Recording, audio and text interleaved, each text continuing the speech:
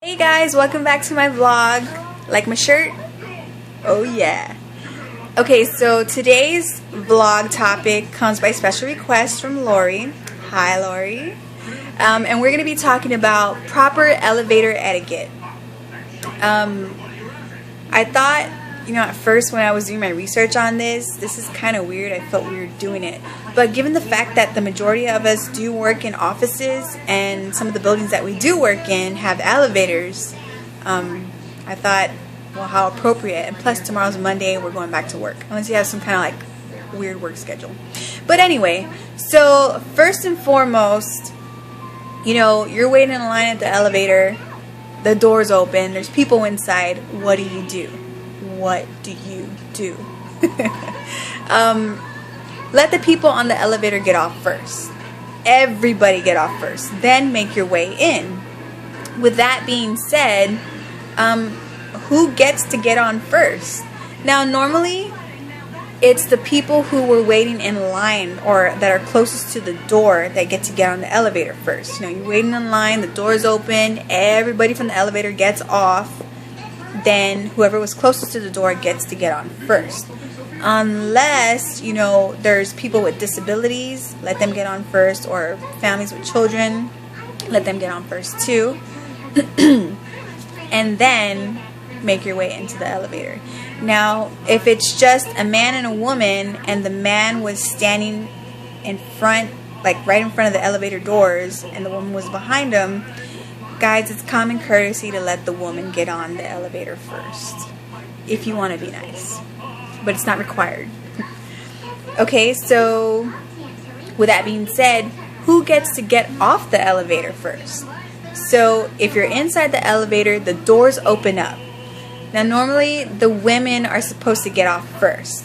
But men, if you're standing right in front of the door, those doors open up. If you're in the way of everybody, just get off first. And then everybody will proceed to get off. It's getting complicated, and trust me, it's going to get a lot more complicated. There's like a whole science to this. It's crazy. So, know where to stand. And I'm laughing because it's going to get super crazy right now. It's crazy. Okay, so know where to stand. Now, normally when you get in an elevator, it's proper elevator etiquette to stand against the walls. Except where the doors are. Don't stand there. And also, if you do stand next to the wall where the elevator buttons are, be prepared to have button duty. Yes, button duty. People are coming on, ask them, hey, what floor do you need? Or if they ask you, hey, can you press button number 5 for the 5th floor? Do it. If you don't want to do it, then move to another place in the elevator. With that being said, I did some research and I came across this chart which I copied, and I got this chart from Emirates Trends, and I copied it and I'm going to show you right now. Let's see, here it is. There we go. I hope it doesn't show up backwards, but it tells you where to stand in an elevator based on the number of people. I told you it was going to get crazy. So for 2 people, the 2 people stand in the back of the elevator in the corners. 3 people, you got 2 people in the back in the corners and 1 person in the middle. For 4 people, you have everybody standing in each corner of the elevator. For 5 people, you have the 4 corners and 1 person in the center. For 6 people, you have your 4 corners, the person in the middle against the back wall, and your person in the center. And for 7 people, you have your 4 corners again, the person standing in the back against the wall in the middle, and your 2 people in the center. I told you it was going to get crazy. I didn't see anything for 8 people, and that's probably because most elevators can't really hold 8 people, and if they do, it might get kind of weird, I guess. I don't know. I'm just assuming that they don't have one for 8 people because of the weight capacity. Maybe, I'm not too sure. But anyway, I told you it was going to get crazy.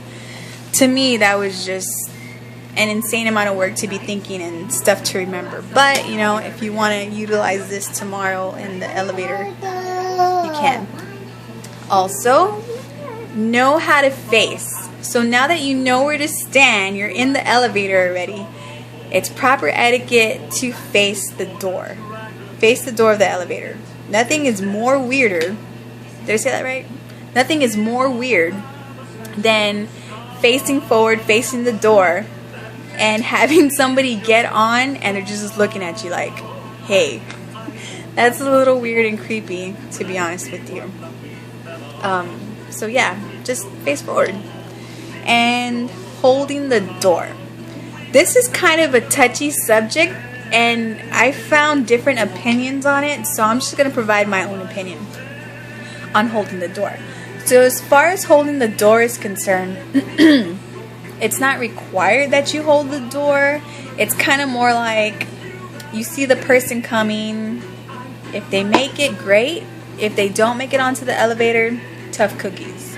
But remember karma, because that person could be you, and it could be you one day running late. You need to catch that elevator, and they might not hold the door open for you.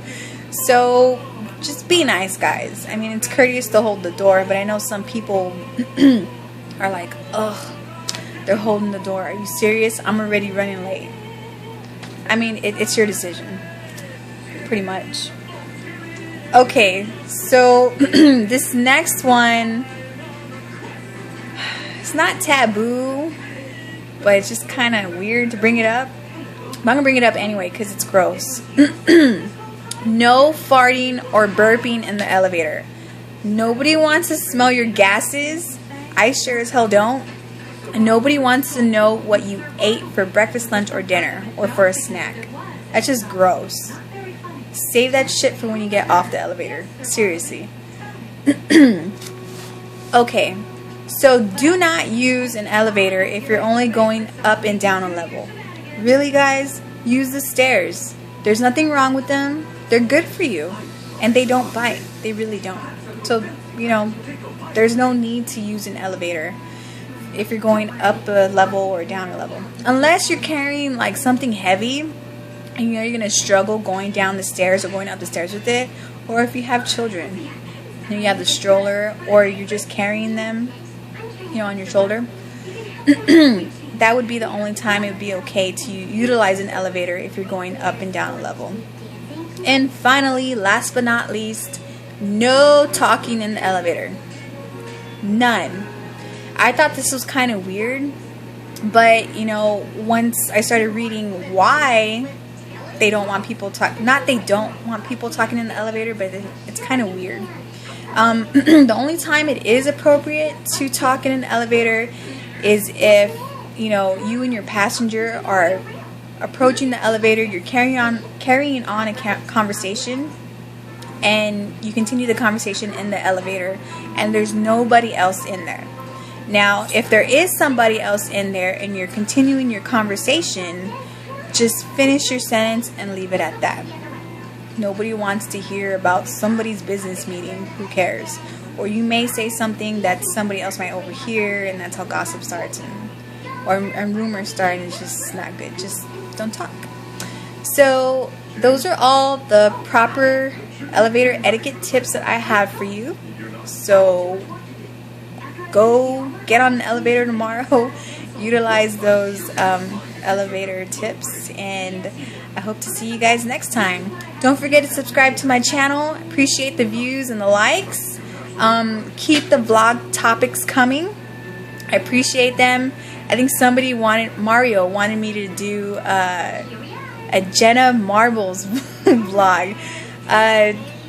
Probably not so much, but I'll look into it. We'll see. So with that being said, see you guys later.